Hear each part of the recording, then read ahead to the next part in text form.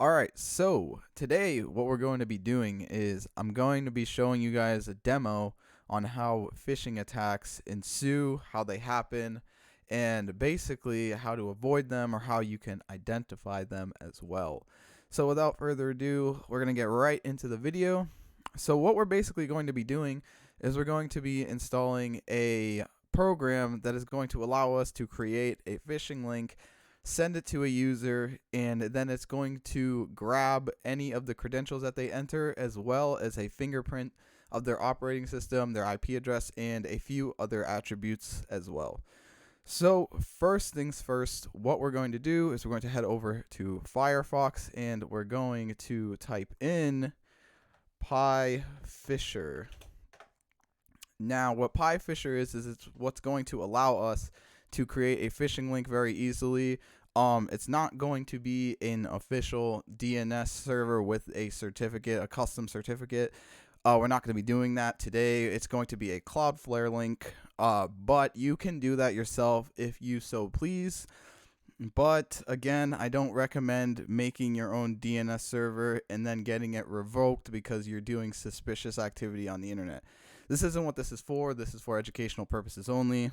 So let's continue. Now, PyPhisher has a few different dependencies that you need to install before you go ahead and use it. So what we're on today is we're on a Debian-based Linux system, which is Kali Linux, but we're using Kali Purple, but there's no difference between the two. So what we're going to have to do is install these dependencies, and what you can just do is copy the dependency link here, not a link, but the command, and then open up your terminal, and you're going to have to run it as administrator or sudo, and we're just going to paste that in, and then we're going to enter this, and I'm just going to enter my password for my Linux distro, and then all the dependencies are going to install, and we're just going to give that a second to run. Now that the dependencies are finished, what we're going to need to do now is we're going to need to clone the repository. So we're just going to copy this as well, or you can type it in if you're feeling like you need a little bit more practice with your terminal as well.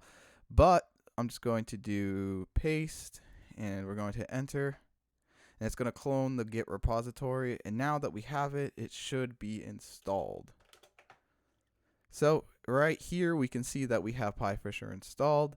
And what we're going to do now is we're going to, let me just clear this real quick, and then we're going to go to cd PyPhisher.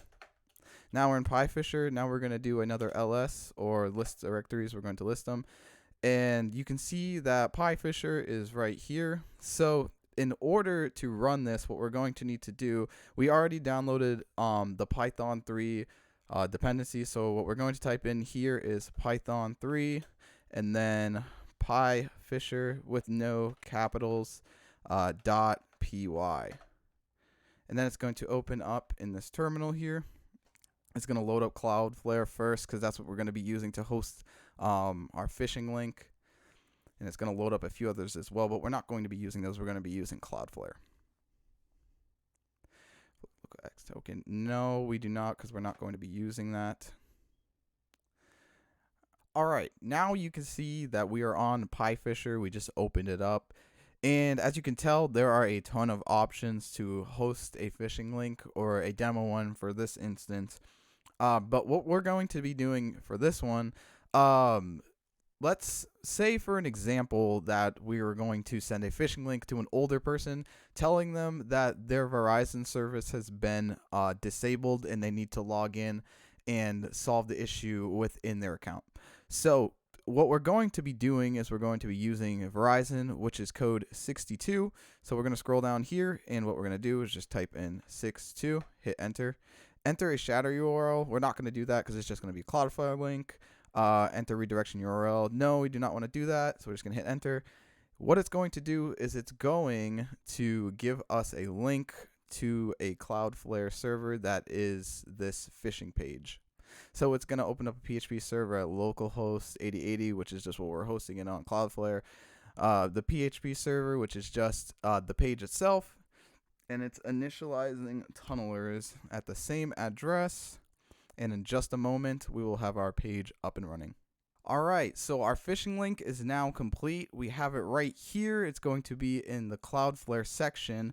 So what I basically did was I just wrote out a little social engineering email that we're going to be sending to this temp mail right here. And what I basically wrote out, by the way, it's not perfect. I didn't really think one out like fully, but this would be really bad social engineering. But let's say, just for the sake of the example, good evening. This is Mike from Verizon. We've disabled your account due to suspicious activity. Please sign in below to chat with a representative to solve this issue. And then there's the link, and it says from Verizon. So what would happen is the victim would get this email, they'd click on the email, and then the link would be attached, and then they would click on the link. So we're going to open the link in a new tab.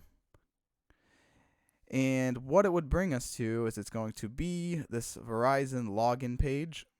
So we have the page here. So what the victim would do is they want to solve this issue as fast as possible because it's very urgent. This is suspicious activity on my account. This needs to be solved immediately.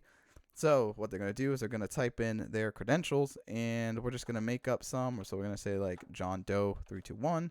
And then for the password, I'm just going to put password 321 as well. And then we're going to hit sign in. Then what it's going to do is it's just going to bring us to this page because I don't have a real Verizon account. But if we come back to our terminal, what we're going to get is we're going to get the Pi phishing data of this.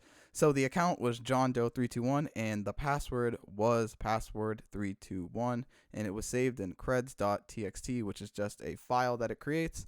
So any of the phishing information that you get will go to this text file. So I hope that you guys enjoyed this video or got some value out of it, learned something, so you can avoid phishing attacks and also know how they work. So as always, please remember to leave a like and subscribe if you enjoyed the video and got value out of it. I really appreciate it, and I will see you guys in the next video.